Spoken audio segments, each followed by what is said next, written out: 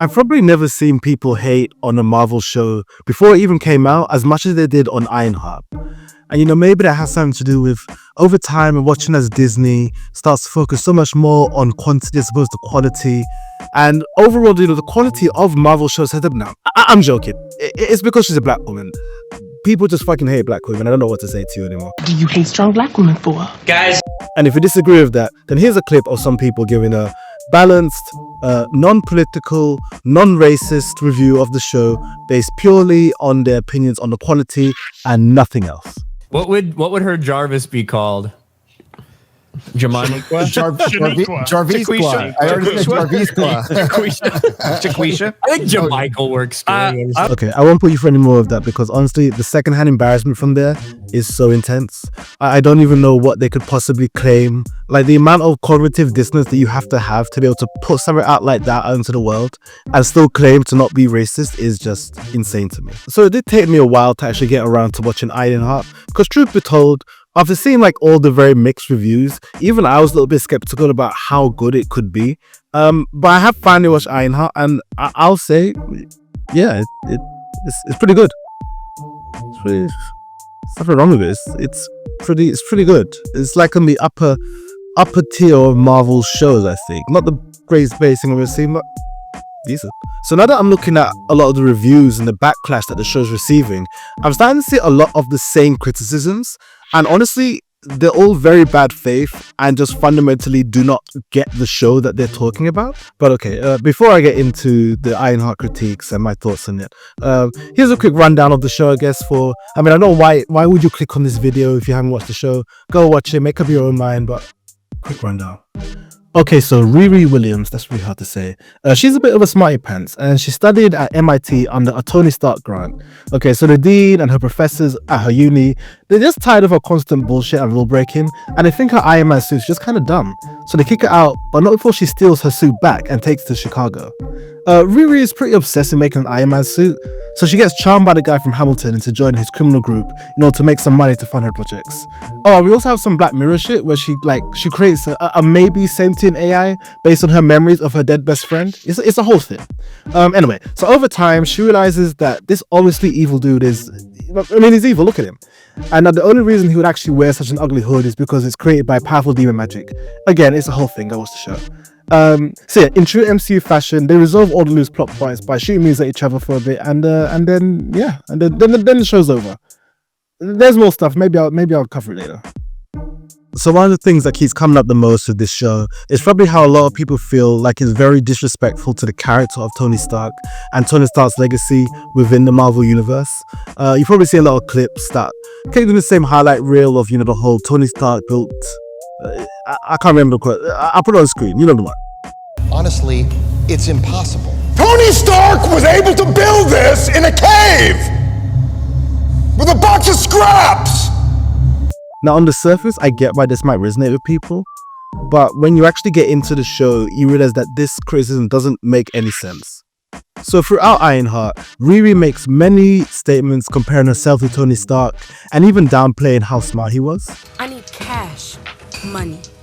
Do you think Tony Stark would be Tony Stark if he wasn't a billionaire? No shade. That's just the way the world works. And I think that when you look at old Tony Stark, old Iron Man clips, it's very easy to deify Tony and to really feel like there's a lot of disrespect happening to that character in Ironheart. But when you actually look into it, I don't think that's the case. That's why I have made a new segment for the YouTube videos that I like to call Media Literacy with Naya. Okay, now say it with me, guys. Just because I said say it with me. Just because a character says something doesn't mean that the writer thinks it's true. Please keep that thought in the back of your mind for pretty much all of the points I make about this show. So when I was preparing to make this video, I did watch one of the Critical Drinkers videos, and it did make me want to kill myself. A cringe-inducing calamity of a show drenched in identity politics. Because it was probably one of the most insanely frustrating things I've had to go through in my life. Because he's so close to kind of getting the show. He makes a lot of criticisms of Riri Williams, the character, but he conflates it with being criticism of the show. You're not getting it. It's not clocking to you. Everything he says is correct, But they're just not things to hold against the show, it's things to hold against the character. But the character is intentionally very flawed. Like, Riri Williams makes a lot of dumb decisions, but that's kind of the point of what you're watching. A protagonist who's willing to lie, cheat and steal just to repeat something that's already been done decades ago. A moral compass that changes depending on who it's applied to. So a lot of people seem to have an issue with the fact that Riri Williams claims that Tony Stark couldn't do what he did if he wasn't a billionaire. And I mean, like, I don't think that's really a hot take. I mean, don't get me wrong, it's very well established that Tony Stark is smart in his own right, period. But like, a pretty big aspect of pretty much every Iron Man movie is that, yeah, he's investing a significant amount of his funds into producing the more advanced Iron Man suits. Whereas Riri is trying to do the same thing, but on a significantly smaller budget. And you know, even ignoring the pretty obvious advantages that being a billionaire would have given Tony Stark, I think it's really important to remember that Riri does not and could not know the true extent of how smart Tony Stark was. Like, well, this is like year 8 English literature stuff, but you guys have to remember that just because we know loads of stuff about the world of the Marvel Universe doesn't mean that Riri knows the same things that we know. Ironheart actually does a really good job at letting us know that Riri doesn't fully know what she's talking about when it comes to Tony Stark. So later in the show, we're introduced to Ezekiel, who's the son of Obadiah Stane. Now, we the audience know that Obadiah Stane was a villain, but we find out that Riri and most people in the Marvel Universe don't know that Obadiah Stane was the bad guy. Obadiah Stane, COO of Stark Industries, BFF to Howard Stark, mentor to Tony Stark, died in that horrible plane crash. That Stane? The plane story's a lie. The show is telling you that Riri and other people don't know everything, that there are limits to their knowledge. So when Riri is criticizing Tony Stark, that's a limitation of her, the character, but the show itself doesn't necessarily agree with what she's saying. And the reason why I'm quite confident in saying that the show is intentionally very critical of Riri is because characters in the show are constantly calling her out on her bullshit. The dean at her university basically tells her that she's just kind of a cocky bastard that is not thinking about the extent of the privilege that she's been given.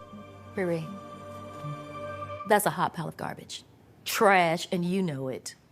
Who here asked you to be small? You have been a horrible steward of Stark's legacy. Her friend Xavier doesn't like the idea that she's made an AI of his sister. He thinks it's fucked up and he kind of calls her out on this as well. That is horrifying. You had no right to use Natalie as one of your little tech toys, Ree. Ezekiel, once he's gone to prison, calls her out on her bullshit. Basically tells her that she's a bad guy, which up to this point in the show, yeah, she is. She's been a criminal for all this time. You're just a selfish kid who can't take any responsibility for herself. You lie, you cheat, you manipulate. You'll do anything you can to save yourself, even if that means hurting other people in the process. So when it comes to Riri's cockiness, when it comes to her ego, when it comes to her disrespect for those that came before her, when it comes to the fact that she's turned to crime in order to fund her projects, these aren't issues with the show. These are just intentional flaws with her character. And you know, I don't want to pretend that even I didn't have some double standards while I was watching Ironheart.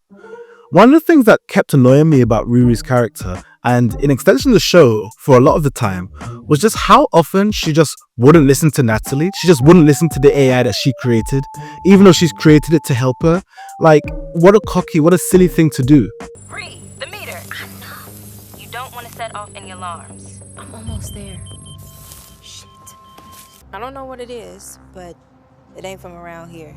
So? And you don't care because you only seeing money. You're going to get caught being a high-tech criminal asset to a halfway crook. You understand that, right? What do I got to do to get you to stop talking right now? And then something kind of occurred to me as I was watching it. That, do you know who else doesn't listen to the AI if created to help them? No, not that.